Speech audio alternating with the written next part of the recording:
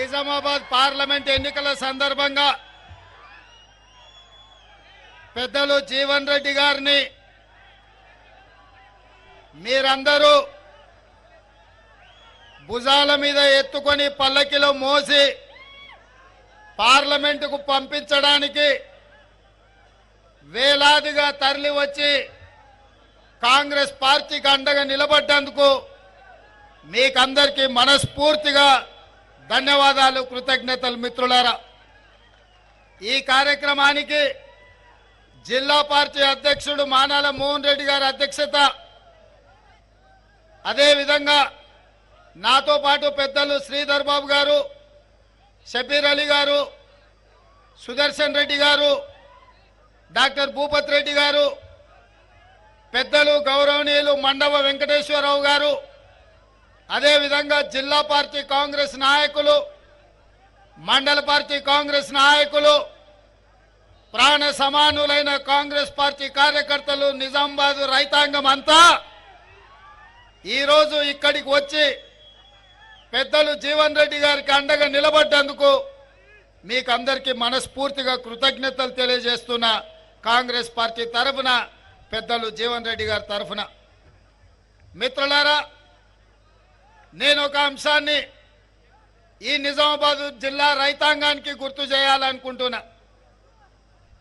2021 జనవరి 30 తారీఖు నాడు పసుపు బోర్డు కోసం, రైతుల గిట్టుబాటు ధర కోసం ఆర్మూర్లో మీరు దీక్ష చేపడితే ఆ రోజు 12 గంటలకు రావలసిన నేను మార్గ మధ్యంలో వివిధ ప్రాంతాలు, గ్రామాల నుంచి వేలాదిగా విద్యార్థులు, రైతులు, నిరుద్యోగులు వచ్చి స్వాగతం పలుకుతుంటే సాయంత్రం 5 గంటలకు ఆర్మూరు గడ్డ మీద నేను కాలు పెట్టినా మీరందరూ ఆకలిని సైతం లెక్క చేయకుండా కడుపులో నకనకలాడుతున్నా ఆ రోజు నిలబడి వేలాది మంది ఆ దీక్షలో పాల్గొని రేవంత్ రెడ్డి గారి నాయకత్వంలో కాంగ్రెస్ పార్టీని గెలిపిస్తామని మీరు విశ్వాసం, నమ్మకం కలిగించినందుకు జూన్ 27, 2021 నాడు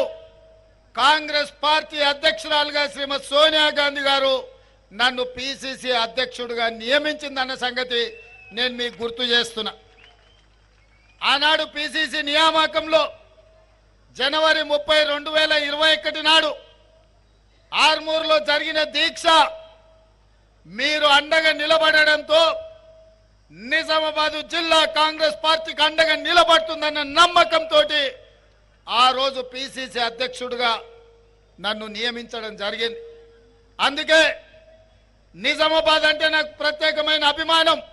పాదయాత్రలో కూడా మీ దగ్గరకు వచ్చి మీ కష్ట సుఖాలు తెలుసుకొని ఈ ప్రాంతం యొక్క అభివృద్ధి కోసం ఆనాడు ఆలోచన చేసినాం. అందుకే వస్తానే మీ చక్కెర కర్మాగారం విషయంలో శ్రీధర్ బాబు గారిని, పెద్దలు జీవన్ రెడ్డి గారిని సమన్వయపరిచి రాష్ట్ర ప్రభుత్వం నుంచి ఒక ఉపసంఘం ఏర్పాటు చేసి మనం ఖచ్చితంగా బోధన్ షుగర్ ఫ్యాక్టరీ, నిజాం ఆనాడు ఏషియాలోనే పెద్ద షుగర్ ఫ్యాక్టరీని ఇక్కడ నిర్మించి ప్రపంచానికి ఆదర్శంగా నించున్నాడు. ఇవాళ కేసీఆర్ గారు వచ్చి తెరిచి ఉన్న చక్కెర కర్మాగారాన్ని మూత వేసిండు. దాన్ని తెరవాలనే ప్రభుత్వ నిర్ణయం తీసుకొని విధి విధానాల కోసం శ్రీధర్ బాబు గారు, పెద్దలు జీవన్ రెడ్డి గారు దాని మీద కార్యక్రమం చేపట్టిండ్రు. రైతులందరం కలవడం జరిగింది. ఎన్నికల కోడ్ ముగిసిన 2-3 నెలల లోపే, వీలైతే సెప్టెంబర్ 17 లోపల ఇక్కడిని చక్కెర కర్మాగారాలను తెరిపించే బాధ్యత మా మంత్రివర్గం తీసుకుంటుంది. ఈ ప్రాంత రైతులను ఆదుకునే బాధ్యత కాంగ్రెస్ ప్రభుత్వం తీసుకుంటుందని నేను ఈ సందర్భంగా తెలియజేస్తున్నా. మిత్రులారా, నేను మీకు కొన్ని అంశాలు గుర్తు చేయదలుచుకున్నా. 2004, 2009 మా అన్న మధు యాస్కిన్ మీరు ఎంపీగా గెలిపిస్తే పార్లమెంట్లో కొట్లాడి సోనియమ్మను ఒప్పించి తెలంగాణ రాష్ట్రాన్ని తీసుకొచ్చిందంటే మీ నిజామాబాద్ ఎంపీగా మిత్రుడు మధు యాస్కి గారు సాధించిన విజయం అని చెప్పి ఈరోజు నేను చెప్పదలుచుకున్నా.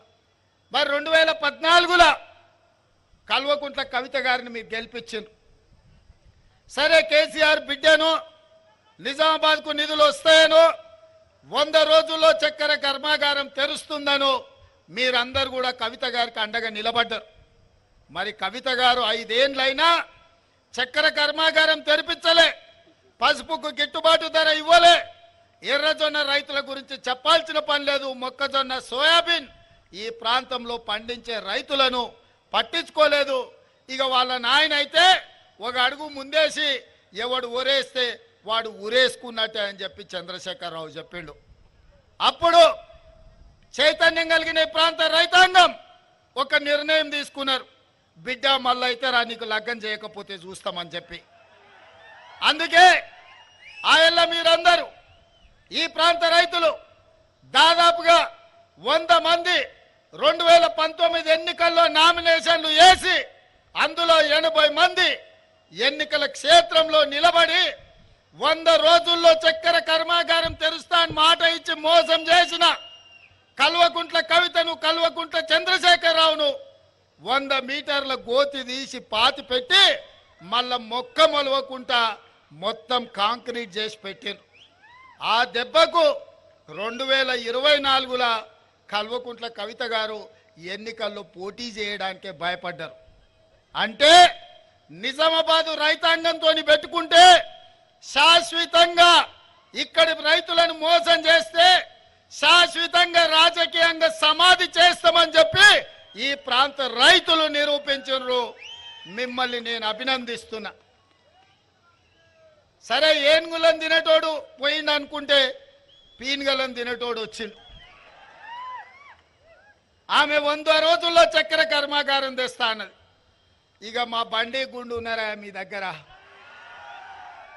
ఇక బండిని గుండును నమ్మేటట్టు లేదని మీకు బాండ్ పేపర్ రాసిచ్చిండు, 5 రోజులల్లా మీకు పసుపు బోర్డు తెస్తా అని. మరి రాజ్నాథ్ సింగ్ గారు, రామ్ మాధవ్ గారు, భారతీయ జనతా పార్టీ నాయకులందరూ చెప్పిండ్రు పసుపు బోర్డు ఇస్తామని. మరి నరేంద్ర మోడీ గారు చివరికి మొన్న పసుపు బోర్డు ఇస్తామని జీవో ఇస్తే అక్కడ నిజామాబాద్ అనేది మర్చిపోయిండు. అందులో మీరు ఒక్కసారి ఆ జీవో చూడండి, అందులో ఏంది లేదు. ఎక్కడ పెడతాడో నాకు తెలియదు, హిమాలయ పర్వతాలలో పెడతాడో, శంకరగిరి మాన్యంలో పెడతాడో, లేకపోతే నిజామాబాద్ గడ్డ మీద పెడతాడో. ఇవాళ కాడికి వరకు అది రాలే. కానీ ఆయన మారు వేషంతో ఇక్కడ పెట్టిన స్పైసెస్ బోర్డును అదే పసుపు బోర్డు అని నమ్మించే ప్రయత్నం చేసిండు, బుకాయించే ప్రయత్నం చేసిండు. గిదే గది గదే గిది అని. నేను అడగదలుచుకున్న మిత్రుడు ధర్మపుర అరవిందును, గ్రామాలలో బట్టలు ఉత్కనికే రిన్ సబ్ అని ఉంటుంది. ఈ రిన్ సబ్కు డూప్లికేట్ కింద సేమ్ అట్లనే ఉంటుంది రన్ సబ్ అని ఒకటి వచ్చింది. ఏమయ్యా మిత్రమా అరవిందు, పసుపు బోర్డుకు స్పైసెస్ బోర్డుకు తేడా తెలియనోళ్ళనే మా రైతులు. ఆకాశం ఇంకా ఇట్లా చూడకుంటేనే మబ్బులు ఎప్పుడైతాయో, మేఘాలు ఎప్పుడు కమ్ముకుంటాయో, వాన ఎప్పుడు కురుస్తుందో, పసుపు ఎప్పుడు వేయాలో, కందులు ఎప్పుడు పండించాలో, మిర్చి ఒడ్లు ఎక్కడ వేయాలో, ఏ భూములు వేయాలో తెలిసిన వాళ్ళు మా నిజామాబాద్ జిల్లా రైతులు. వెనకటికి ఎవడోనంట తాతకే దగ్గు నేర్పిండట. ధర్మపురి గారు ఇవాళ మా నిజామాబాదు రైతులకు బోర్డుల గురించి చెప్తున్నాడు. ఒకవేళ నిజామాబాదు రైతుల గురించి తెలుసుకోవాలంటే అరవింద్, నువ్వు కాన్వెంట్ స్కూల్లో చదివినా నీకు పెద్ద తెలియదు, కానీ ధర్మపురి శ్రీనివాస్ గారిని అడుగుండి చెప్తారు ఈ ప్రాంత రైతులు ఎంత చైతన్యవంతులో. ఇవాళ నేను గర్వంగా చెప్తా, హర్యానా పంజాబ్ రైతులు ఈ దేశంలో ఏ సమస్య వచ్చినా నిలబడి ప్రధానమంత్రి అయినా కేంద్ర ప్రభుత్వాన్నైనా నిలదీసి మెడలు బట్టి వంగబెట్టి సమస్యల్ని పరిష్కరించుకునే శక్తి హర్యానా పంజాబ్ రైతాంగానికి ఉంది. నరేంద్ర మోడీ రైతు వ్యతిరేక నల్ల చట్టాలు తెస్తే 16 నెలలు ఢిల్లీ సరిహద్దుల్లో లక్షలాది మంది రైతులు మోహరించి నరేంద్ర మోడీని ఓడించి రైతు వ్యతిరేక నల్ల చట్టాలను రద్దు చేసి రైతుల క్షమాపణ చెప్పించిన శక్తి హర్యానా పంజాబ్ రైతులకు ఉంది. ఆ తర్వాత దేశంలో ఆర్మూర్ నిజామాబాదు రైతులకే ఆ పౌరుషం ఉంది అని నేను చెప్తున్నా. ఈ దేశంలో పంజాబ్ హర్యానా రైతులతో సమానంగా ఆత్మగౌరవంతో బతికే రైతాంగం ఎవరైతే ఉన్నారంటే అది నిజామాబాద్ ఆర్మూరు ప్రాంతంలో ఈ ప్రాంతంలో పసుపు పండించే ఎర్రజొన్నలు పండించే రైతులు ఏ ప్రభుత్వాన్నైనా మెడలు వంచి వాళ్ళ సమస్యల్ని పరిష్కరించుకునే శక్తి ఈ ప్రాంత రైతాంగానికి ఉంది. అందుకే మిత్రులారా, 100 రోజుల్లో చక్కెర కర్మాగారం తెస్తా అన్న వాళ్ళను వాళ్ళ కర్మ గాలింది, వాళ్ళని పొలిమేర్లు దాటే వరకు తరిమిండ్రు. మరి నేను ఇవాళ అడుగుతున్నా, 100 రోజులు అన్నోళ్ళకి గట్ల శిక్ష ఇస్తే 5 రోజుల్లో బోర్డు తెస్తా అన్న బోడగుండోళ్ళని ఏం చెప్తారో మీరు ఒక్కసారి ఆలోచన చెయ్యరు. కానీ మా పెద్దలు జీవన్ రెడ్డి గారు, నేను మీకు ఒక మాట చెప్పదలుచుకున్నా. అన్న మీరు కరీంనగర్లో ఎంపీకి పోటీ చేయాలని చెప్పి ఎంబడిపడ్డా. అన్న నా మాట వినలే. సరే చూద్దామని చెప్పి మొదటి లిస్టులో జీవన్ అన్న పేరే పెట్టలే. అట్లయినా నేను అడిగినట్టు అన్న ఏమన్నా నా మాట వింటాడేమో, ఒప్పుకుంటాడేమో అని. మొదటి లిస్టులో పేరు రాకపోయినా జీవన్ అన్న ఒకటే మాట చెప్పిండు, నేను తమ్మి రైతుల కోసం కొట్లాడదలుచుకున్నా, నా జీవితం ఈ రైతులకే నేను అంకితం చేయాలనుకుంటున్నా. నాకు జీవితంలో ఏం కోరిక లేవు, ఏం ఆలోచన లేవు. ఆనాడు అసెంబ్లీలో గెలిస్తే ఈ రాష్ట్ర వ్యవసాయ శాఖ మంత్రిగా ఈ రాష్ట్ర రైతాంగానికి, నిజామాబాద్ రైతాంగానికి తోడు ఉండాలనుకున్నా. కానీ నా అదృష్టం బాగలేదు. మళ్ళీ ఈరోజు పార్లమెంట్ చేస్తున్నా. నేను నిజామాబాద్లోనే చేస్తా. నా కోరుట్ల, జగిత్యాల, నిజామాబాద్ పార్లమెంట్లు ఉంది. నిజంగా రైతులకు నేను అండగా నిలబడాలి, పార్లమెంట్లో మాట్లాడాలి, పసుపు బోర్డును, చక్కెర కర్మాగారాన్ని తెరిపించాలి, ఈ ప్రాంతాన్ని అభివృద్ధి పదం వైపు నడిపించాలి, రైతులకు గిట్టుబాటు ధర ఇవ్వాలి అని పెద్దలు జీవన్ రెడ్డి గారు చెప్పిండ్రు. నేను మీకు మాటిస్తున్న వేదిక మీద నుంచి మా మిత్రులందరి అనుమతితోటి ఖచ్చితంగా రాబోయే ఎన్నికల్లో ఇండియా కూటమి కేంద్రంలో ప్రభుత్వం ఏర్పాటు చేస్తుంది. పెద్దలు జీవన్ రెడ్డి గారిని కేంద్ర వ్యవసాయ మంత్రిగా, పెద్దలు జీవన్ రెడ్డి గారిని ఈ తెలంగాణ రాష్ట్రంలో కేంద్ర స్థాయిలో ఆనాడు జైపాల్ రెడ్డి గారు ఉన్నారు. కేంద్రంలో పెద్ద పెద్ద మంత్రి పదవులకు వన్నె తీసుకొచ్చింది జైపాల్ రెడ్డి గారు. పెద్దలు కీర్తిశేషులు పివి నరసింహారావు గారు పేరు తెచ్చిండ్రు ఈ ప్రాంతానికి, ఈ దేశానికి. ఇవాళ స్థాయిలో గౌరవం ఉన్నవాళ్ళు, ప్రజలకే అంకితమైన వాళ్ళు, సమస్యల పట్ల అవగాహన ఉన్నవాళ్ళు, రైతాంగాన్ని ఆదుకునే మనసున్న నాయకుడి తెలంగాణ రాష్ట్రంలోనే లేడు. అది ఒక్క జీవనన్న మాత్రమే. అందుకే సోనియా గాంధీ గారిని, మల్లికార్జున ఖర్గే గారిని, రాహుల్ గాంధీ గారిని ఒప్పించి మెప్పించి నేను కేంద్ర వ్యవసాయ శాఖ మంత్రిగా జీవన్ రెడ్డి గారికి పదవిని తీసుకొచ్చే బాధ్యత నాది. మీ బిడ్డ మీకోసం కొట్లాడేటైన ఎవరినో అడుగో, ఎవడో సంతకం పెట్టో ఏదో నిర్ణయం చేయాలని తిరగాల్సిన పని లేదు. ఆయననే సొంతంగా సంతకం పెట్టి మీ చెరుకు కర్మాగారం, మీ పసుపు బోర్డును సాధించి సంతకం పెట్టే సత్తా జీవన్ రెడ్డి గారికి పార్టీ ఇస్తుంది. మరి ఇది నిజం కావాలి అంటే జీవన్ రెడ్డి గారు నిజామాబాద్ పార్లమెంటుకు గెలవాలి మిత్రులారా. ఒక్కొక్కసారి ఓటమికి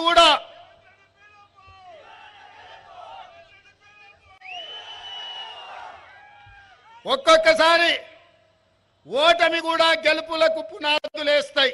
ఎన్నోట్లుంటాయో అంతకంటే ఎక్కువ ఓట్లు, 35 లక్షల ఓట్లుండే మల్కాజ్గిరి పార్లమెంట్లో రాహుల్ గాంధీ నన్ను పార్లమెంటుకు నించోబెట్టాడు. 3000 పోలింగ్ బూతులు ఉన్నాయి. నేను పెట్టాను 3000 పోలింగ్ బూతులు ఉన్నాయి. నేను అడిగినా, సార్ ఎట్లకెళ్ళి సాధ్యమవుతుంది, ఎక్కడ తిరగాలి 35 లక్షల ఓట్లు ఇదే అని. రాహుల్ గాంధీ గారు నాకు ఓ మాట చెప్పారు, రాష్ట్రం 4 కోట్ల మంది ప్రజలు చూశారు, పోలీసుల చేత నిర్బంధించి నీ తలుపులు బద్దలు కొట్టి నిన్ను ఓడగొట్టినరు, ప్రజలు నిన్ను వదులుకోవాలనుకుంటలేరు, ప్రశ్నించే గొంతుగా తెలంగాణ రాష్ట్ర ప్రజలకు అండగా ఉండాలి, నిన్ను గెలిపిస్తారు, నువ్వు పోయి పోటీ చేయిపో అని వారు ఆదేశించిండ్రు. నేను శిరస వహించిన, నామినేషన్ వేసి 14 రోజుల్లో 35,03,000 బూతుల కార్యకర్తలే సైనికులై కథన రంగంలో దిగి మల్కాజ్గిరి పార్లమెంట్లో నన్ను ఎంపీగా గెలిపించి ఢిల్లీకి పంపించారు. గల్లీ నుంచి ఢిల్లీ వరకు సమస్యల మీద కొట్లాడిన కేంద్ర నాయకత్వం దృష్టిని ఆకర్షించిన ఆ దెబ్బతోని నాకు పిసిసి అధ్యక్ష పదవి వచ్చింది. నిజామాబాదు రైతుల ఆశీర్వాదంతో అధిష్టానానికి నమ్మకం వచ్చింది. ఆనాడు పిసిసి అయినా ఈనాడు తెలంగాణ రాష్ట్రానికి ముఖ్యమంత్రి అయిన. ఒకవేళ 2018 డిసెంబర్లో ఎమ్మెల్యేగా ఓడకపోయినుంటే, ఎమ్మెల్యే గెలిస్తే గీన్నే మడుగులో చంద్రశేఖరరావుతో కొట్లాడుకుంటూ ఈయన్నే ఉండిపోతుంటేనేమో. కానీ ఒక్కొక్కసారి అదృష్టం ఓటమిని కూడా గెలుపుకు పునాదులేస్తుంది. 2018 ఓటమి 2023 డిసెంబర్లో ముఖ్యమంత్రి కావడానికి ఉపయోగపడ్డది. మిత్రులారా, నేను ఎందుకు ఈ ఉదాహరణ చెప్తుంటా అంటే, మొన్న జరిగిన ఎన్నికల్లో జీవనాన్న ఎమ్మెల్యే ఓడిపోయింది దురదృష్టం కాదు, అదృష్టమే. ఈరోజు మీకు ఎంపీగా వచ్చి, ఎంపీగా గెలిచి ఇండియా కూటమిలో వారు కేంద్ర మంత్రి కాబోతున్నారు. అందుకే ఈరోజు మీరందరూ గెలిపించండి. 14లో బీఆర్ఎస్ కోటేసిండ్రు, కవితమ్మ మిమ్మల్ని మోసం చేసింది. 19లో బీజేపీ కోటేసిండ్రు, ధర్మపురి అరవింద్ గారు మిమ్మల్ని మోసం చేసిండు. నేను ఇవాళ మిమ్మల్ని అడుగుతున్న మిత్రులారా, మోసం చేసిన వాళ్ళు కావాలన్నా, మోస పార్టీలు కావాలన్నా, 10 ఏళ్ల నుంచి ప్రభుత్వంలో ఉండి పసుపు పోటీ ఇవ్వలేదు, రైతుల గిట్టుబాటు ధర ఇవ్వలేదు, చక్కెర కర్మాగారం తెరవలేదు, ఈ ప్రాంత రైతాంగ ఆత్మ గౌరవాన్ని తాకట్టు పెట్టి మీరు వారణాసిలో మోడీకి వ్యతిరేకంగా నామినేషన్ లేకపోతే పోలీసులను పెట్టి నిజామాబాదు రైతాంగాన్ని కొట్టించిన మాట మీరు మర్చిపోయినరా? బీఆర్ఎస్ను చూసిరు, బీజేపీని చూసిరు. ఒక్కసారి జీవనానికి అవకాశం ఇవ్వండి. పెద్ద మనిషి, రైతు బిడ్డ, రైతులకు నాయకుడు కాదు, ఆయనే రైతయా. వ్యవసాయం ఏం చేయాలో ఆయనకు తెలుసు. 40 ఏళ్ల నుంచి ఆయన మంత్రి ఉన్నా ఏదున్నా రాత్రి అయితే ఊరికి పోతాడు, పొద్దున వ్యవసాయం చేసుకుంటాడు. ఆయన కంటే రైతుల గురించి తెలిసిన వాళ్ళు ఎవరన్నా ఉన్నారే నాయకులు? మేమంతా పాయింట్ షర్ట్ వేసుకునేటోళ్ళమే, అన్నలాగటోళ్ళు చెప్తే వినటోళ్ళమే. ధర్మపురి అరవింద్కు వ్యవసాయం తెలుసానే? అడుగురి పోయి పల్లీలు ఏడుంటే అంటే చెట్టుకత్తే పైన తెంచుకోవాలని చెప్తాడు. అవునా? అందుకోసమని అట్లాటోళ్ళని మనం ఎన్నుకొని ఓటేస్తే ఎట్లయితుందో చూసిరు. సరే, కవితమ్మ గురించి నేను చెప్పాల్సిన పని లేదు, ఇక బాజిరెడ్డి గోవర్ధన్ గురించి నేను అడగాల్సిన పని లేదు. ఆయన గిన ఓటేస్తారంటే ఆయన కొడుకులు అచ్చోసిన ఆంబోతులాగా మీ మీద పడతారు. గోవర్ధన్ గిన ఓటేస్తారా వాళ్ళ కొడుకులంతా మీ మీద పడతారు. మీరు ఇక మళ్ళీ నెల నెల హఫ్తాలు కట్టాల్సిందే. పాల పైసలు, కూరగాయల పైసలు తీసుకొచ్చి వాళ్ళకి ఇచ్చిపోవాల్సి వస్తుంది, పట్టణానికి టౌన్కి వస్తాయి. అందుకే మిత్రులారా, ఇవాళ పదే గుడి గురించి మాట్లాడుతున్నారు. నేను ఒక్క మాట చెప్పదలుచుకున్న ఈ వేదిక మీద నుంచి, ఈ దేశ ప్రధానమంత్రి నరేంద్ర మోడీ గారు నిన్న మాట్లాడుతూ కాంగ్రెస్ పార్టీ అధికారంలోకి వస్తే హిందువుల ఆస్తులు గుంజుకొని ముస్లింలకు పంచి పెడతారని అన్నారు. ఒక secular country, doctor Babasaheb Ambedkar రచించిన రాజ్యాంగం, ఆ రాజ్యాంగం మీద ప్రమాణం చేసిన ప్రధానమంత్రి 2 మతాల మధ్యలో చిచ్చు పెట్టే విధంగా మాట్లాడుతున్నాడంటే ఓటమి నరేంద్ర మోడీని వెంటాడుతుంది, వేటాడుతుంది. నరేంద్ర మోడీ భయపడి ఈరోజు మతాల మధ్యలో చిచ్చు పెట్టాలనుకున్నాడు. అందుకే ఈ వేదిక మీద నుంచి इस मंच से मैं नरेंद्र मोदी जी से साफ साफ एक बात मैं कहना चाहता हूं, जब जब कांग्रेस पार्टी सत्ता में था हम हिस्सा दिए, बराबर दलित को दिए, आदिवासी को दिए, ओबीसी को दिए, किसी का जायदाद खींच लेकर और किसी को नहीं दिए। हम इतना संविधान को बचाए, ऐसे संविधान किस देश को दिए हम लोग। अगर भाई का जायदाद दूसरे भाई को देना है तो भी कानून के हिसाब से देना पड़ता, मगर किसी का जायदाद खींच लेकर और किसी को देने का कानून अपना देश में नहीं है। 13 साल मुख्यमंत्री था मोदी जी, 10 साल प्रधानमंत्री था।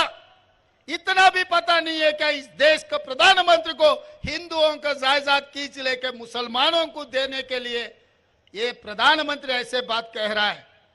इसको डर है, दिल में हार जाने का डर है, इसीलिए ऐसे ऐसे भाषण उन्होंने दे रहा है। इसीलिए हम संविधान दिए इस देश को। डॉक्टर बाबा साहेब अंबेडकर ये लिखा उसमें, अगर बाप का जायदाद बेटे को भी देना है तो विरासत देना, भाई का जायदाद छोटे भाई को, बहन को भी देना है तो एक हिसाब किताब से वो बदली करना। ऐसे झूठे बातों से कितने दिन देश को धोखा देंगे मोदी जी? ये कोई तरीका नहीं है, आपको कोई शोभा देने वाले बात नहीं है। ऐसे बात मत कहो, ये देश के लिए सुरक्षा नहीं। మిత్రులారా, హిందువుల ఆస్తులు ముస్లింలకు గుంజి పెడతారంటున్నారు. నేను అడుగుతున్నా, ఇక్కడ చాలా మంది మా అన్నదమ్ముల ఆస్తులు వచ్చుకున్న వాళ్ళు ఉండ్రు కదనే, ఏర్పడ్డోళ్ళు ఉండ్రు కదా. కాగితం రాసుకోకుండా, పెద్ద మనుషులు లేకుండా, తల్లిదండ్రులు ఒప్పుకోకుండా అన్నాస్తి తమ్మునికే ఇచ్చేటట్లేదు, తండ్రి ఆస్తి బిడ్డకి ఇచ్చేటట్లేదా? మన రాజ్యాంగం అట్లుంది. వీళ్ళ ఆస్తులు గుంజుకొని వాళ్ళకి ఇచ్చేటట్టు ఉంటుందా? ఈ దేశ ప్రధానమంత్రికి ఇట్లా మాట్లాడతాడా? ఇది పద్ధత? ఎన్నికల్లో గెలవాలని ప్రయత్నం చేస్తే తప్పులేదు, కానీ దేశాన్ని మత ప్రాతిపదికన విభజించి చిచ్చు పెట్టి రాజకీయ ప్రయోజనం పొందాలని చూస్తున్నారు. ఇది దేశానికి మంచిదా? ఒక్కసారి ఆలోచన చేయండి. అశాంతి పెట్టేగి మన మధ్యలో పంచాయతీలు పెడితే ఈ దేశం కుప్పగూలుతుంది, ఈ దేశానికి తీరని నష్టం జరుగుతుంది. అందుకే భారతీయ జనతా పార్టీని ఓడించాలి, కాంగ్రెస్ పార్టీని గెలిపించాలి. ఇంకొక మాట కూడా నేను చెప్పదలుచుకున్న మా బీజేపీ మిత్రులకు, దేవుడు గుడిలో ఉండాలి, భక్తి గుండెల్లో ఉండాలి. మిత్రులారా, దేవుడు గుడిలో ఉండాలి, భక్తి గుండెల్లో ఉండాలి. పోలింగ్ బూతుల డబ్బాలల్లో కాదు మిత్రులారా. మీరు చేసే వ్యాపారం, మీ రాజకీయ వ్యాపారం, మీ స్వార్థం ఈ దేశ ప్రజలకు అర్థమైతలేదని అనుకోకండి. ఇంత దుర్మార్గం, ఇట్లాంటి ఆలోచన ఈ దేశానికి మంచిది కాదు. మన పెద్దలు డాక్టర్ బాబాసాహెబ్ అంబేద్కర్ ఈ దేశానికి రాజ్యాంగం ఇచ్చింది. ఒక సెక్యులర్, ఒక మత సామరస్యంతో కూడుకున్న పరిపాలనను అందించడానికి అవకాశం ఇచ్చింది. కేవలం మీరు గెలవడం కోసం ఇట్లాంటి కుట్రలు కుతంత్రాలు చేయడం ఈ దేశానికి మంచిది కాదు. ఇట్లాంటి ఆలోచన మానుకోండి. రాముడు మీకే కాదు, మాకు రాముడే. మా ఇంట్లో కూడా మేము రాముని కొలుస్తాం, విష్ణుని కొలుస్తాం, కృష్ణుని కొలుస్తాం. ఎంతోమంది దేవతలు ఉండ్రు. ఊర్లూర్ల పోసమ్మ, మైసమ్మ, ఎల్లమ్మ, ఎంతోమంది దేవతలు ఉండ్రు. ఇవన్నీ మన సాంప్రదాయంలో భాగం. ఎవరి మత విశ్వాసం వాళ్ళది. నేను హిందువునని గర్వపడతా, ముస్లింలను, క్రిస్టియన్లను, సిక్కులను ఆదరిస్తా, గౌరవిస్తా. ముఖ్యమంత్రిగా నా బాధ్యత. మత సామరస్యం పాటించడం అనేది రాజ్యాంగం మనకు నేర్పిన, మన పెద్దలు తరతరాలుగా మనకిచ్చిన మన సాంప్రదాయం. ఊర్లలో పీర్ల పండుగ ఎవరయ్యా? మనం కాదా చేసేది? అలా వాడేది మనం కాదా? ఊర్లో ఏదైనా ఉండి చర్చిలో క్రిస్మస్ వస్తే 10 మందికి మనం సాయం చేస్తలేమా? మన గణేష్ నిమజ్జనం వస్తే ముస్లింలు మనకు అండగా నిలబడతలేరా హైదరాబాద్లో? ఇది మన సంస్కృతి, మన సాంప్రదాయం. దీన్ని కూడా రాజకీయాలకు వాడుకోవాలని బీజేపీ చూస్తుంది. మిత్రులారా, ఇది దేశానికి మంచిది కాదు. కాంగ్రెస్ ఎన్నో 50 ఏళ్ళ అధికారంలో ఉంది. అధికారం కాంగ్రెస్కు కొత్త కాదు, ప్రతిపక్షం అసలే కొత్త కాదు. కానీ ఇట్లాంటి విపత్కరమైన పరిస్థితుల్లో దేశాన్ని కాపాడాల్సిన బాధ్యత కాంగ్రెస్ పార్టీకి ఉంది. అందుకే ఈరోజు ఇందిరాగాంధీ గారి దేశం కోసం ప్రాణాలు ఇచ్చారు, రాజీవ్ గాంధీ గారి దేశం కోసం ప్రాణాలు ఇచ్చారు, సోనియా గాంధీ, రాహుల్ గాంధీ గారి దేశం కోసం పదవులు త్యాగం చేశారు. ఇక ఇప్పుడు త్యాగాలు చేసేది లేదు, కొట్లాడేదే ఈ దేశానికి రాహుల్ గాంధీని ప్రధానమంత్రిని చేసేదే అని చెప్పి నేను ఈ సందర్భంగా తెలియజేస్తున్నా మిత్రులారా. అందుకే ఈరోజు మీకు స్పష్టంగా 3 మాటలు ఇస్తున్నా. మీ చక్కెర కర్మాగారం తెరిపించే బాధ్యత మాది, కాంగ్రెస్ ప్రభుత్వం అని చెప్పి నేను చెప్పదలుచుకున్నా. అదేవిధంగా పసుపు బోర్డు కేంద్ర ప్రభుత్వం ఇవ్వాలి. ప్రభుత్వం ఎన్డీఏ ఓడి ఇండియా కూటమి గెలిస్తే పసుపు బోర్డు జీవన మంత్రిగా తీసుకొచ్చి మీకు ఇస్తాడు. లేకపోతే ప్రశ్నించే గొంతుకై మోడీ మెడల్ వంచి మీ పసుపు బోర్డు మా జీవనాన్ని తీసుకొస్తాడు. నాది పూచి అని చెప్పి నా మిత్రులకు చెప్తున్నా. అదేవిధంగా నిన్న రైతు రుణమాఫీ గురించి మాట్లాడుతున్నారు, రైతు భరోసా గురించి మాట్లాడుతున్నారు. ఒరే సన్నాసులారా, తాతకు దగ్గు నేర్పాడు మా కథలు చెప్పకండి. వెనకటికెప్పుడో రైతు రుణమాఫీ మేము చేసినాం. రైతులకు బోనస్ ఇచ్చింది మేము. రైతులకు రుణమాఫీ, రైతులకు బోనస్ ఇచ్చిన మేము 100 రోజుల్లో 5 పథకాలు అమలు చేసే లోపల ఎన్నికల కోడ్ వచ్చింది. అందుకే ఇవాళ ఈ వేదిక మీద నుంచి మాట్లాడుతున్నా. బాసర సరస్వతి మందిరం మీద ఒట్టే చెప్తున్నా, 15 ఆగస్టు లోపల రైతాంగానికి 2 లక్షల రూపాయల రుణమాఫీ చేస్తుంది మా ప్రభుత్వం. నాది, మా మంత్రివర్గానికి బాధ్యత. మీ రైతులకు రుణమాఫీ చేసి మీ రుణం తీర్చుకుంటాం. ఈ ప్రభుత్వం మీది. మీరు కష్టపడి కొట్లాడి మీరు గెలిపిస్తే వచ్చిన ప్రభుత్వం ఈ రైతాంగం కోసమే ఈ ప్రభుత్వం ఉన్నది. ఈ రైతాంగాన్ని ఆదుకునే బాధ్యత మాది. ఇదే కాదు, ఆనాడు కేసీఆర్ ఊరేస్తే ఊరేసినట్టే అని మిమ్మల్ని బెదిరించి ఆయన మాత్రం ఫామ్ హౌస్లో 150 ఎకరాలలో ఒడ్లు వండించుకుంటే బండారం బయట పెట్టి బట్టలు ఇప్పదీసి బజార్లో నిలబెట్టిన కేసీఆర్. ఆ రైతులకు నేను మాటిస్తున్నా, ఎంతైనా వరి పండించుకోండి, 500 రూపాయల బోనస్ అదనంగా ఇచ్చి మీ ఒడ్లు కొనే బాధ్యత మా ప్రభుత్వానికి. ఈ గడ్డ నా తెలంగాణ కోటి రతనాల వీణ అన్న దాశరథి గడ్డ. ఈ నిజామాబాద్ గడ్డ ఇక్కడనే జైల్లో తెలంగాణ ఉద్యమానికి ఊపిరి ఊదింది దాశరథి గారు. నా తెలంగాణ కోటి రతనాల వీణ అని నిజామాబాద్ గడ్డ మీద నుంచి చెప్పారు. ఈ గడ్డ ఆనాడు ఎం నారాయణ రెడ్డి గారు మొట్టమొదటి తెలంగాణ ఉద్యమంలో క్రియాశీలక పాత్ర పోషించిన గడ్డ. ఈ గడ్డ సదాలక్ష్మి తన సొంత బంగారాన్ని అమ్మి తెలంగాణ ఉద్యమానికి అండగా నిలబడ్డ గడ్డ. ఈ గడ్డ జట్టి ఈశ్వరీబాయి ప్రాతినిధ్యం వహించిన గడ్డ. ఈ గడ్డ ఆర్గుల రాజారాం ఈ ప్రాంతం నుంచి పేదల తరఫున నిలబడి ఈ ప్రాంత అభివృద్ధి కోసం పనిచేసిన గడ్డ. ఈ గడ్డ పెద్దలు మండవ వెంకటేశ్వరరావు తెలంగాణ రాష్ట్రంలోనే నిజాయితీ గల నాయకుని చూపించండి అంటే నిటారుగా నిలబడి చూపించే మండవ వెంకటేశ్వరరావు గారు ఈ ప్రాంతం నుంచి ప్రాతినిధ్యం వహించిన గడ్డ. ఈ గడ్డ పెద్దలు సుదర్శన్ రెడ్డి గారు ప్రాతినిధ్యం వహిస్తున్న గడ్డ. ఈ గడ్డ డి శ్రీనివాస్ గారు అన్న చెప్తున్నాడు, డి శ్రీనివాస్ గారు కూడా కానీ కాకపోతే కొడుకు అక్కడ పోయి తానికి చెడ్డ పేరు తెచ్చాడు. ఈ గడ్డ నిన్న మన భారతదేశానికి ప్రతిష్ట తెచ్చిన బాక్సర్ నిఖత్ జరీన్ మీ గడ్డ మీద పుట్టిన బిడ్డ. ఎన్నో కట్టుబాట్లను తెంచుకొని భారతదేశ ప్రతిష్ట పెంచి మనకు మెడల్స్ తీసుకొచ్చిన ఆడబిడ్డ నిఖత్ జరీన్ మీ నిజామాబాద్ గడ్డ. ఎవరెస్ట్ శిఖరం ఎక్కిన మాలవత్ పూర్ణ మీ బిడ్డ మీ నిజామాబాద్ గడ్డ అని చెప్పి నేను ఈ సందర్భంగా తెలియజెప్పదలుచుకున్నాను. మరి ఇంతమంది గొప్ప గొప్ప వాళ్ళు ఉన్న ఈ గడ్డ మీద ఈ బిడ్డల్ని నేను ఒకటే మాట్లాడుతున్నా, ఒక మాట ఇవ్వమని మిమ్మల్ని అడుగుతున్నా. జీవనాన్ని మీరు పార్లమెంటుకు పంపించుర్రి. మీకెవ్వరు మీ రైతులు 10 మందికి బుక్కెడు బువ్వ పెట్టేటోళ్ళు, ఎవడొచ్చినా ఇంత సాయం చేసేటోళ్ళు, దానికో దీనికో వంగేటోళ్ళు లొంగేటోళ్ళు కాదు. అందుకే ఈ మీటింగ్కి వచ్చినా రాకపోయినా వీడీసీలకు నేను విజ్ఞప్తి చేస్తున్నా. ఈ నిజామాబాద్ రైతాంగానికి నేను వేడుకుంటున్నా, పెద్దలు జీవన్ రెడ్డి గారిని గెలిపించి నిజామాబాద్ గౌరవాన్ని నిలబెట్టండి. పార్లమెంట్లో మీ ప్రశ్నించే గొంతుకైతాడు, మీ సమస్యలు పరిష్కరించే మీ నాయకుడు అవుతాడు, రైతు నాయకుడు అవుతాడు. రైతే నాయకుడు కావాలి. మీ రైతు బిడ్డనే ఈ దేశంలో వ్యవసాయానికి నాయకత్వం వహించాలి. జీవనన్నను గెలిపించండి. జీవనన్నకేసే ప్రతి ఓటు మీ రేవంత్ అన్నకేసినట్టే అని చెప్పి నేను ఈ సందర్భంగా చెప్తున్నా. నా మీద మీకు అభిమానం ఉండి గాంధీ కుటుంబాన్ని గుండెల్లో పెట్టి చూసుకోవాలంటే ఈ నిజామాబాద్ గడ్డ మీద నుంచి పెద్దలు జీవనాన్నను పార్లమెంటుకు పంపించండి. మీ సమస్యల్ని పరిష్కరించే పూచి నాది అని తెలియజేస్తూ మీ అందరి దగ్గర సెలవు తీసుకుంటున్న మిత్రులారా, జై కాంగ్రెస్, జై జై కాంగ్రెస్. హస్తం గుర్తుకే.